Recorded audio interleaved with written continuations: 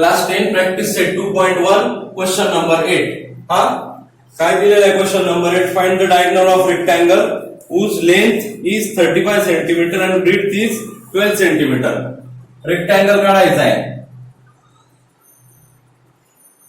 Rectangle काढला ए B C आणि हा डी. रेक्टेंगल काढायचा.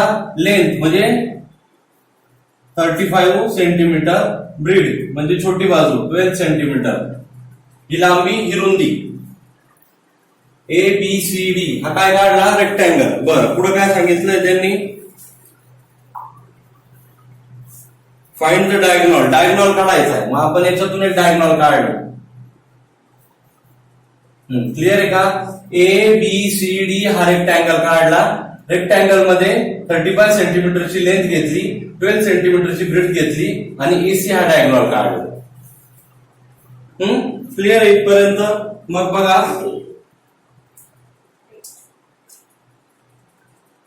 Left quadrilateral A B C D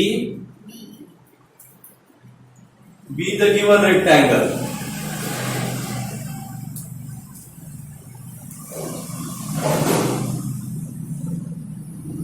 काय आहे आपल्याला सांगितलेलं रेक्टेंगल आपण कुठला काढला एबीसीडी. ओके त्याच्यामध्ये काय सांगितलंय आपण कुठली घेतली BC. BC is equal to 35 centimetre and A B is equal to 12 centimetre. Clear आहे का. आता हा ट्रायंगल घेऊ. ए बी सी हा ट्रायंगल घेऊ.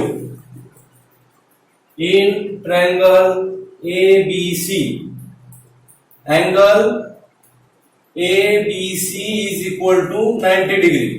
का 90 डिग्री येतो तर एंगल ऑफ रेक्टेंगल. क्लिअर का इथपर्यंत. Angle of rectangle. मग आता बघा बाय द पायथागोरस थेरम. काय पायथागोरसचा थेरम. हा काय झाला एसी काय झाला हायपोथेनियस झाला. हायपोथेनियसचा स्क्वेअर कर्णाचा वर्ग AC square is equal to BC काय झाला बेस. हा BC square plus A B काय झाली हाईट ए बी चा स्क्वेअर. क्लिअर आहे का. व्हॅल्यू टाका. एसी आपल्याला माहित नाही. AC square is equal to BC किती आहे बीसी आहे 35 bracket square plus A B आहे 12 चा स्क्वेअर. 12 चा स्क्वेअर माहिती आहे तुम्हाला 144. 35 चा स्क्वेअर माहित नाही. 35 चा स्क्वेअर माहित नाही. बघा इकडे बघा 35 ज्या संख्येच्या एकक स्थानी युनिट प्लेसला पाहत असतील. हा 5 चा स्क्वेअर किती 25. उरले 3. 3 च्या पुढची लक्ष दे. 3 च्या पुढची संख्या कुठली 4. मग काय करायचं मल्टिप्लाय 4 करायची. किती येणार 12. हा झाला 35 चा स्क्वेअर. क्लिअर आहे का. 12 25 म्हणजे हा 35 चा स्क्वेअर झाला. Is equal to AC AC bracket square आला इथपर्यंत. आता बघा therefore AC square is equal to 12 25 आणि 144 किती झालं 9 6 2 1. बरोबर का बेरीज. बेरीज बरोबर का. इकडे लक्ष दे. बरोबर ना. आता याचं काय करायचं 1369 टेकिंग काय आलं 3 आलं का. हा हा एक राहिला नाही. 1369 taking square root of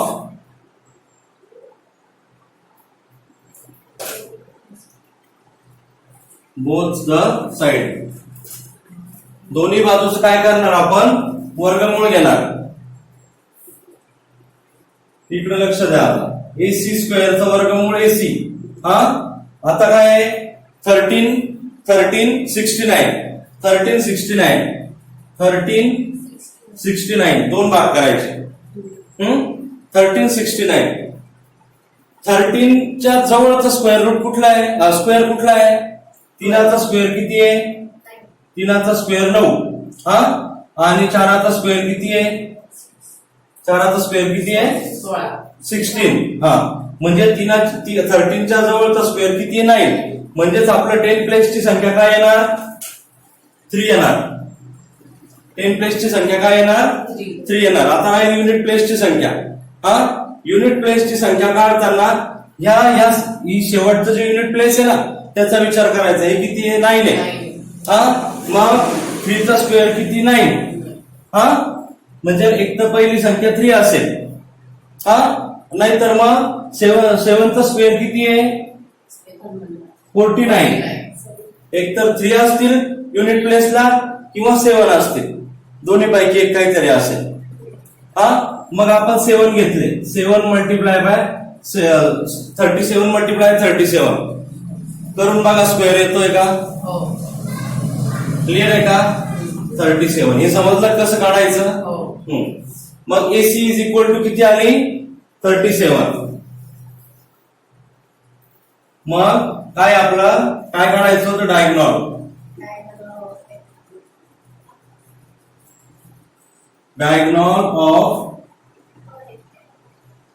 rectangle equal to 37 centimeter. इकडे लक्ष द्या.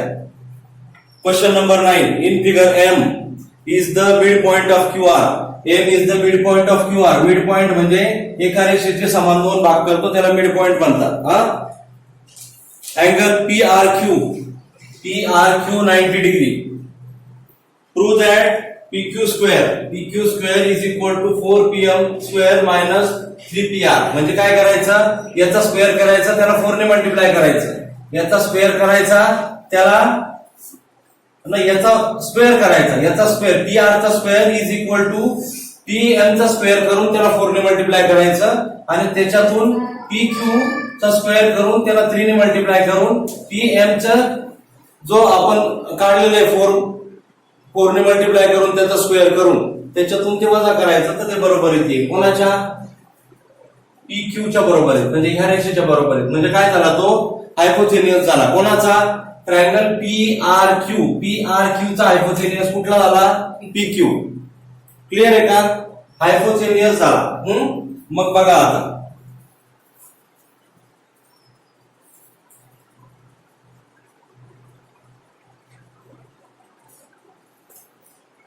प्रूफ काय येईल? In triangle PRQ angle PRQ is equal to 90 degree given. Clear आहे का? Therefore by the Pythagoras theorem. Pythagoras theorem लागू होतो ना त्याला. 90 डिग्री अँगल आहे आणि त्याला पायथागोरस थेरम लागू होतो.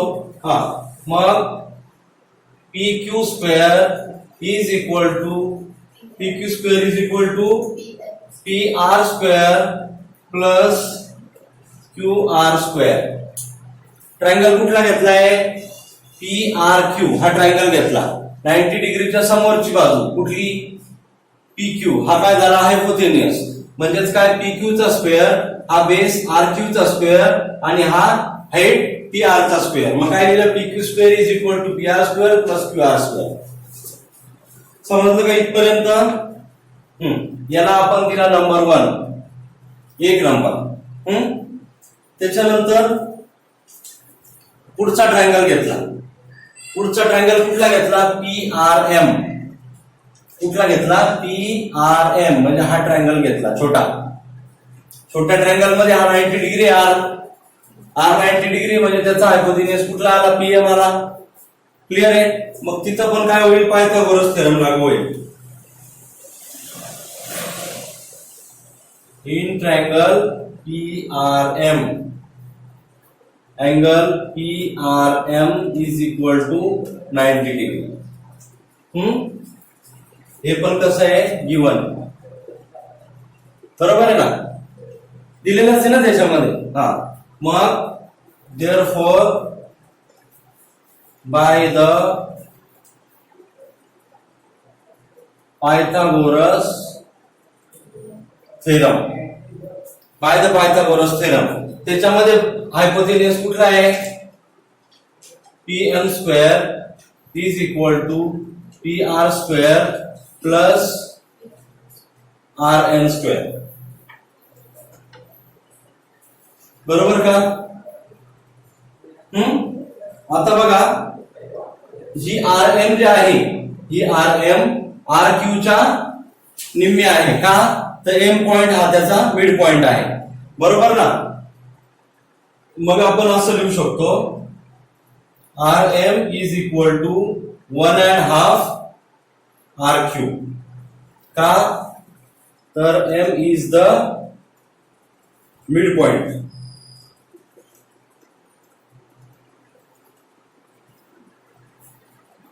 का लिहिलं असं आपण R M is equal to 1.5 R Q because M is a midpoint. Clear आहे का इथपर्यंत. हा मग आता बघा, आता हे आपण असं लिहू शकतो वरची, याला आपण 2 पॉइंट दिला. आता हे आपण असं लिहू शकतो P N square is equal to P R square plus 1.5 R Q square लिहू शकतो ना असं. आर एम ची व्हॅल्यू किती आहे, 1.5 आर क्यू आहे. हा मग 1.5 आर क्यू चा स्क्वेअर लिहू शकतो ना. मग याला आपण असं लिहायचं फ्रॉम 1 and 2. क्लिअर आहे ना. हा आता काय करायचं, therefore pn square is equal to pr square plus 1.5. 2 चा स्क्वेअर किती 4 आणि rq चा स्क्वेअर किती झाला rq स्क्वेअर. क्लिअर आहे का. हा आता हे 4 आपल्याला नको आहे, तिथं 4 आपल्याला नको आहे, तर आपल्याला काय करावं लागेल, दोन्ही बाजूला 4 ने मल्टिप्लाय करावं लागेल. मग काय लिहायचं तिथं,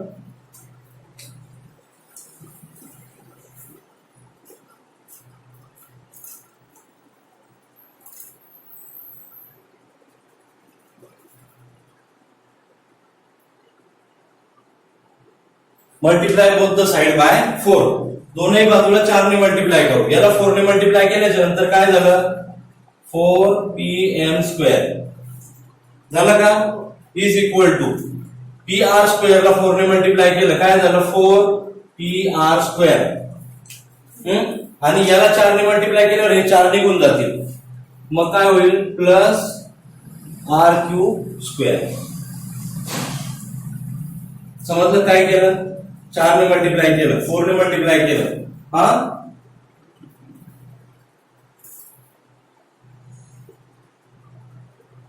आता काय करू माहितीये का, आपल्याला काय पाहिजे इथं, P Q square is equal to 4pm square. आता 4pm आणले आपण इथं. हा आणि पी आर पाहिजे, पी आर किती पाहिजे 3 पाहिजे. इथं किती आले 4 आले. आपण काय करू, एक पी आर त्याच्यातून वजा करू. एक पी आर काय करू, वजा करू. आता बघा 4m square is equal to 3pr minus pr plus rq square. काय केलं आपण, एक pr काय केलं, 4pr मधून एक pr वजा केलं.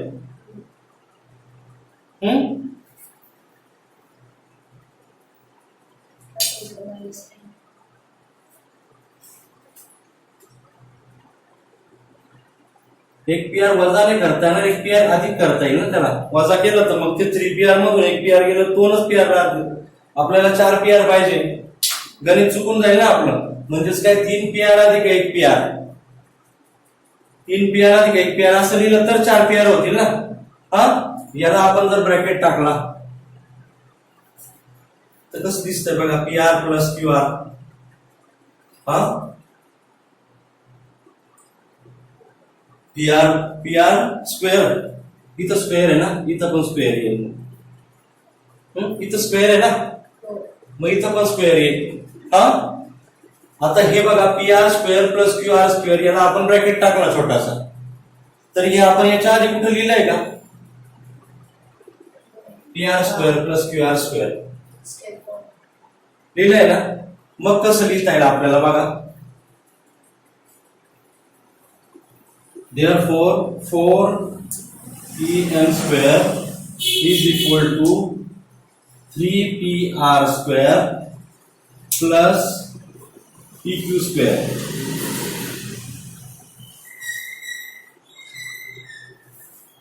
From 1. pq square का लिहिलं तर pq square is equal to pr square plus qr square. pr square plus qr square म्हणजेच काय pq square. म्हणून आपण इथं काय लिहिलं pq स्क्वेअर. हे कुठून आणलं? एक नंबरचं स्टेप वरून आणलं. समजलं का इथपर्यंत? आता आपल्याला काय पाहिजे? pq is equal to 4pm square minus 3pr square. आता इथं काय आलेलं आहे? pq बरोबर 3pr काय ऍडिशन मध्ये. मग आता therefore pq square is equal to 4pm square minus 3pr square. आलं का?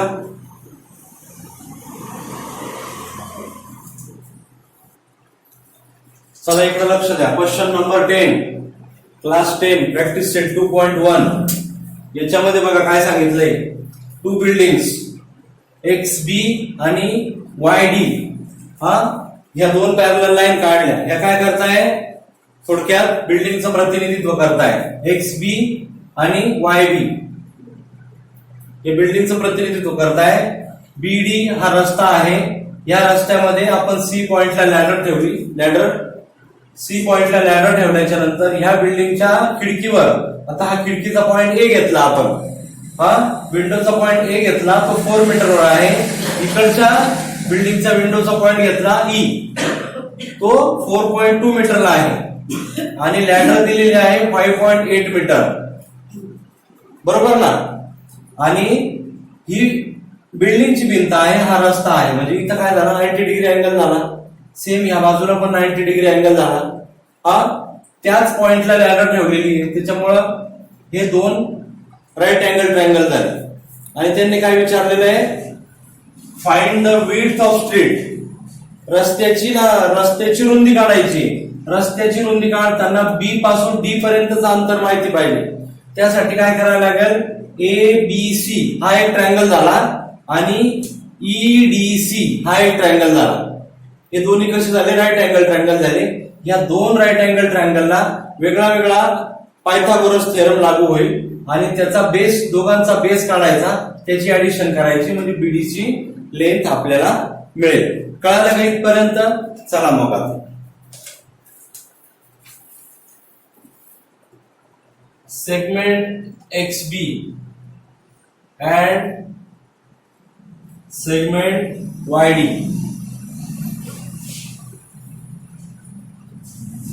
represent the wall of two buildings.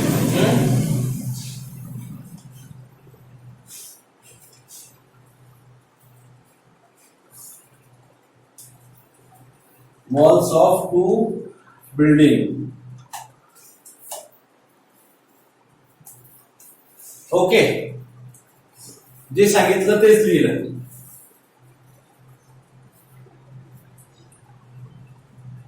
BD is a street. BD is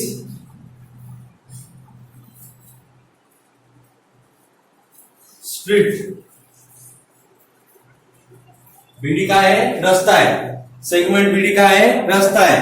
आणि BC and CD is the ladder point.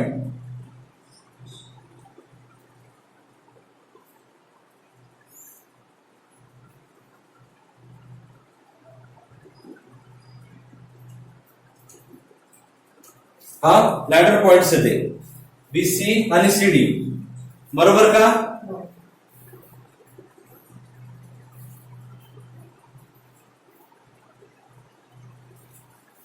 आणि AB आणि ED, AB and ED the height of window. खिडकीतच लावली ना.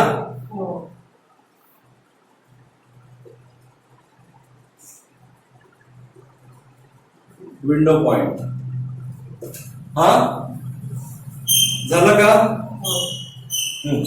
मग आता AC is equal to CE is equal to 5.8,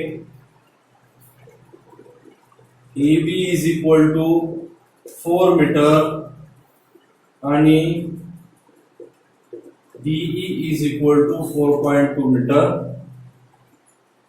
हे काय आहे? गिवन आहे. क्लिअर आहे का इथपर्यंत? आता पहिला ट्रायंगल घेतला ABC, in triangle ABC angle ABC is equal to 90 degree. Therefore, by the Pythagoras theorem,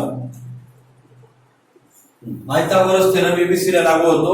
ABC चा हायपोथेनियस कुठला आला? मग AC square is equal to AB square plus BC square. Clear का इथपर्यंत? हा. AC चा square 5.8 square is equal to 4 square plus BC square.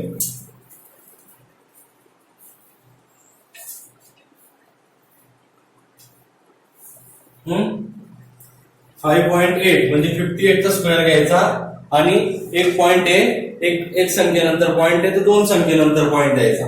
58 चा square 33.64 is equal to 16 plus BC square.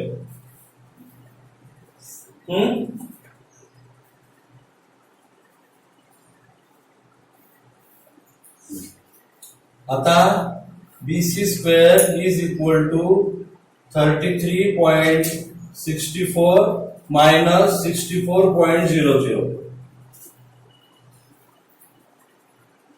असंच होईल ना. 64.00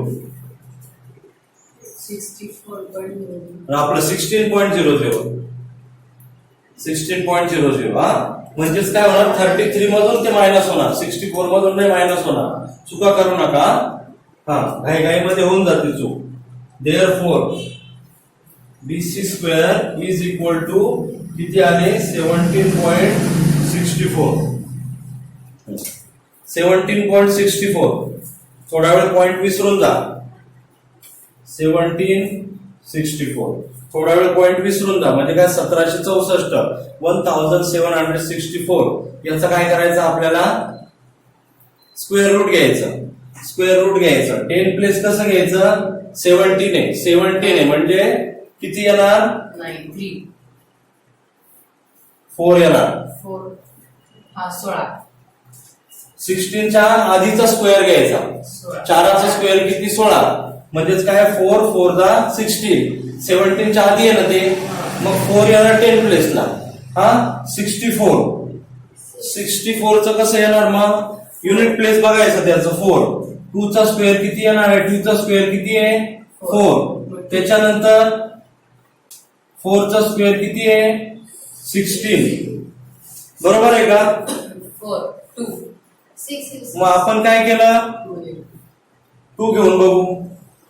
2 मल्टिप्लाय बाय 42 मल्टिप्लाय 42. 2 2 जा 4 आणि 2 4 जा 8 0. 4 2 जा 8 आणि 4 4 जा 16. 4 त्याच्यानंतर 6 7 1 किती झाले? 42. हा 42. याचा अर्थ काय झाला? Therefore BC is equal to दोन संख्येनंतर पॉइंट आहे. इथे किती संख्येनंतर येणार? मग एक संख्येनंतर 4.2 मीटर. BC किती आली? 4.2 मीटर आली. आता इथं बीसी मिळाली आपल्याला 4.2 मीटर.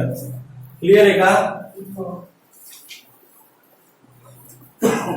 आता दुसरी बाजू बघा. In triangle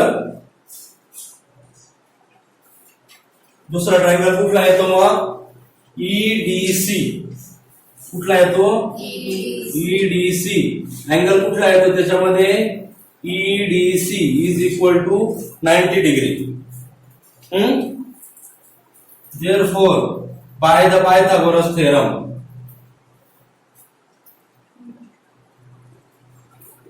Pythagoras theorem. Clear आहे का? By the Pythagoras theorem. Pythagoras theorem लागू होतो ईडीसी ला. ईडीसी मध्ये हायपोथेनियस कुठला आहे? EC square is equal to ED square plus CD square. बरोबर लिहिलं का? ईसी स्क्वेअर, ईसी हा हायपोथेनियस, ईडी ही हाईट आणि सीडी हा बेस. हा देअरफॉर ईडी ची किती आहे? 5.8 स्क्वेअर इज इक्वल टू ही किती आहे? 4.2 स्क्वेअर प्लस पुढची किती आहे? CD square. आता 4.2 चा स्क्वेअर इथं दिलेला आहे 1764. 17.64. 5.8 चा पण आलेला आहे आपल्याकडं 33.64. 33.64 प्लस सीडी स्क्वेअर. बरोबर का? मग CD square is equal to किती झाले? 16.00.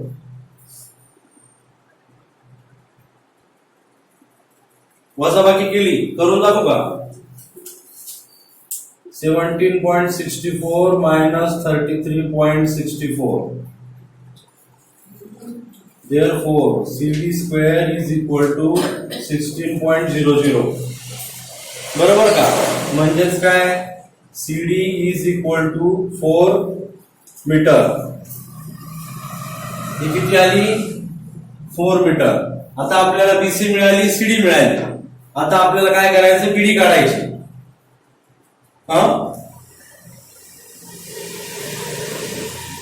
ओके. आता बघा BD is equal to BC plus BC. का असं आलं? B C D. हे काय आहे?